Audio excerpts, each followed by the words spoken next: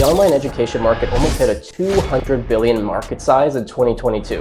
Online education is more popular than ever. You can learn coding, marketing, and anything in between from the comfort of your home, or if you're remote, anywhere in the world. That's why selling online education is also one of the best ways to break into online business. You can generate a big stream of passive income, help people, and you get to teach something that you're passionate about.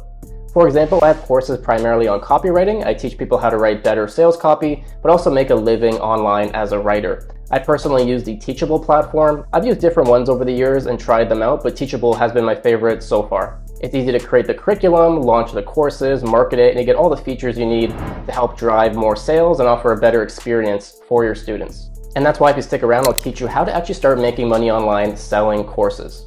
I read a book several years back when I was learning about how to create online courses and sell them, and it was called Teach and Grow Rich, a kind of play off of Think and Grow Rich. And there's another book that I also read that was about e-learning and the online education market as a whole. And what was really interesting is that they touched on the idea that online courses tend to get a really bad reputation. And you always hear about those gurus that sell courses and they're essentially a scam. And sure, maybe there are people that overpromise and underdeliver. That happens with any kind of market and product. But specifically with online courses, what you have to understand is that you're not selling a digital product. There's a difference between a digital product, let's say a template or an ebook, and education. Don't get the two mixed up because that can actually cause a lot of problems later.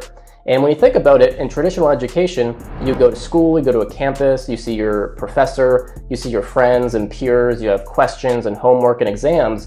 That's really education, what it's all about. It's a lot more of a social, hands-on experience. But a digital product, maybe let's say an ebook, just has one touch point. Someone buys it. Maybe there's a second touch point in the sales process if somebody has to contact customer support or if they want a refund. But really it's a one-touch interaction versus an online course where there's going to be a lot more engagement. People want to have one-on-one mentoring and coaching with you. They might want to have access to a private Discord server or a Facebook group, and they need access to you and other people to get feedback, ask questions, and network. That's what online education is all about. And no matter how you want to incorporate that into your own online education, just make sure you are to some degree. For example, in my copywriting courses, depending on the package you choose, it includes mentoring and coaching from me, feedback on your copywriting and existing projects, help getting clients. And there's also a private Facebook group I launched pretty recently as well.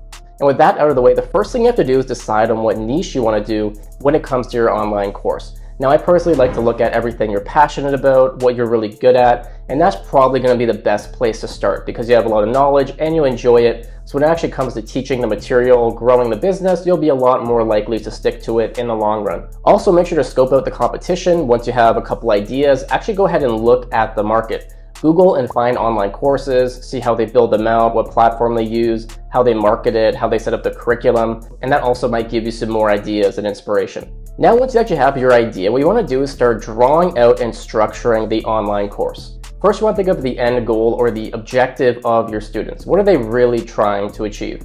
For example, going back to my copywriting courses, people want to get over writer's block. They want to write better, more confidently. They want to drive better results at work or for their clients, or they're trying to be their own boss and create financial freedom through freelancing. Now, with all that in mind, you always want to make sure that all of the different modules and lessons achieve that goal. You should also create a skeleton of the course itself. This will include all the different lessons and modules you'd like to teach. Now, of course, you will reiterate it and update it and add to it over time. It doesn't have to be perfect.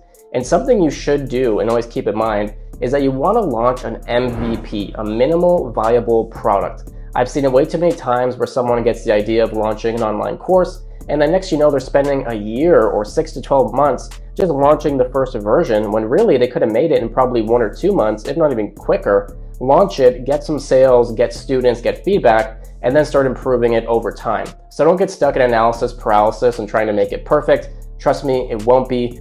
There's a saying that if you're not embarrassed by the first version of your product, then you've launched too late. Now, obviously, it shouldn't be actually really embarrassing, but just launch something simple that still helps your students achieve their goals. Once you've mapped out the curriculum, and this should also include the exercises, worksheets, PDFs, where you won't have videos, where the text and audio will be, and you have a nice skeleton, it's actually time to start moving onto a platform. Like I mentioned, I love Teachable, but there's Thinkific, there's Learn LMS, and different plugins for the WordPress platform.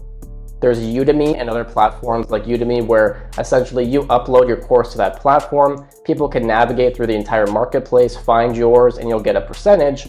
Or you can go on something like I mentioned, Teachable, where you own it and you get 100% of the revenue. It's really up to you. If you want more control, you want the maximum amount of income and revenue, I really recommend you learn Teachable, Thinkific, or one of these self-hosted platforms. Because if you go on something like Udemy, you can always sell your course for about $10, $20. It's very limited, and you have to focus on volume. You need literally thousands, tens of thousands of students or more to get a really good income that you need a fraction of on something like Teachable. Maybe if you're a little bit less skilled when it comes to tech, then yeah, Udemy and those platforms can be good, but it's just something to consider. And you can always start on a platform like that and then move over to a self-hosted one. So weigh the pros and cons and decide what works for you. And then something really important is how much should you sell your online course for? And this is something that you're going to frankly test probably for months or even years. You're not going to just set one price and forget about it. You want to do a lot of testing. And you really have to think about your core audience. For example, with me, I tend to speak to a lot of beginners and people that are younger and frankly just don't really have the budget or want to drop $500 to $1,000 on a course. Now, I do have plenty of students that do enroll in my higher tiered plans that include coaching and mentoring because it has a higher return on investment. But a lot of people just want to take the course at their own pace, log in and learn when they want to, and they're a lot more casual about it. Now for that, the self-paced courses I sell for a lot more affordable prices. But typically for a lower ticket course, something that's smaller, you can sell that for $500 to $150 or $200. But now if your course includes a lot more engagement with you in a community, once again, coaching, mentoring, feedback, and edits on their work, then yeah, you can start charging $500 to $1,000. You want to think about the time you put into it, the return on investment the student's getting, but also how much energy they're getting from you in terms of feedback and critique. And now it's time to actually market your online course. You've decided what you want to teach, you've made the outline,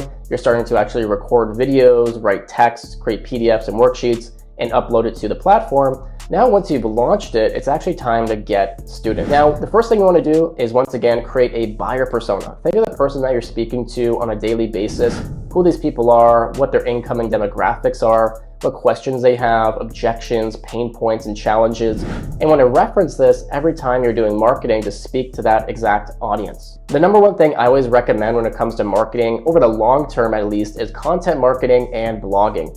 You should be putting out content on every platform if possible, from social media to YouTube and your own blog, whether that's on WordPress or Medium. And doing that over the long term, talking about topics that your core audience would care about. That'll draw them to your business organically, especially if you learn search engine optimization, which you should, and then it'll help drive those people to your products when you solve their problems. If you have some initial budget, you can also consider putting money into Facebook ads and Google ads. TikTok ads and YouTube ads are also viable platforms, but try to stick to one, see what kind of results you get, and continually optimize and improve them. A really good place to start too, as you're doing other marketing strategies, is to build up a retargeting list. On Facebook, Google, and all these advertising platforms, you can actually serve ads to people that have already been on your website, purchased your product, or engaged with you in some other way. And what's nice about this is typically retargeting is a lot cheaper, it has a very high conversion rate, and it'll just get you the most amount of your money turning into other clients and customers.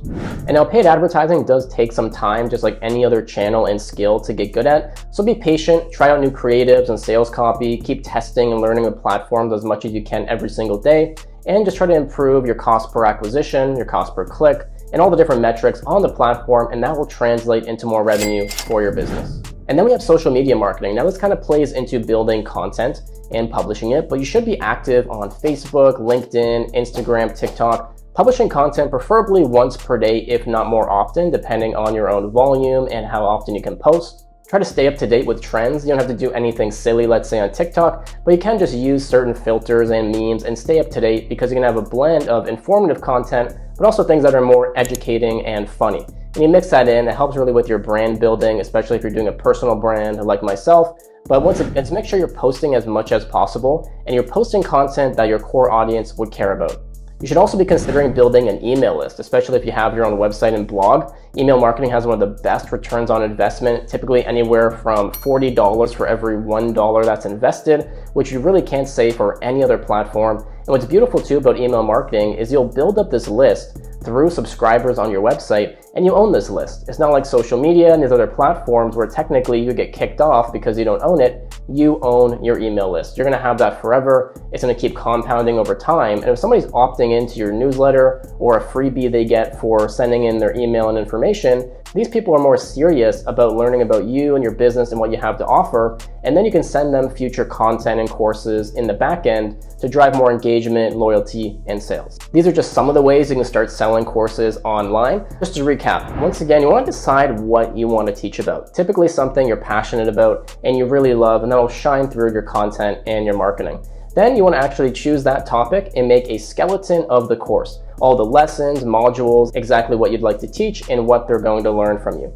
Then you want to actually start using a platform like Udemy, Teachable, or Thinkific. Feel free to research other ones, but those are some of the best from my experience. And then you start building your course on the platform, recording videos, creating text, adding up your PDFs and worksheets. And then once it's actually launched, you can start marketing through content marketing, your blog and website, search engine optimization, paid advertising, email marketing, and social media. And then essentially just keep getting that feedback and the data from your students and sales to keep improving the course content, adding new updates when new trends and features come around. And that'll really make sure that you build a sustainable and fun online business selling courses that's also providing a lot of value to your students. Now, if you want to learn more about marketing and copywriting, you can go over to my blog. I have a lot of free content and freebies on my website. I also have courses if you want to learn more about copywriting itself and making a living online copywriting. Make sure to subscribe if you're new to the channel. Hope you're having an awesome week, and I'll see you in the next video.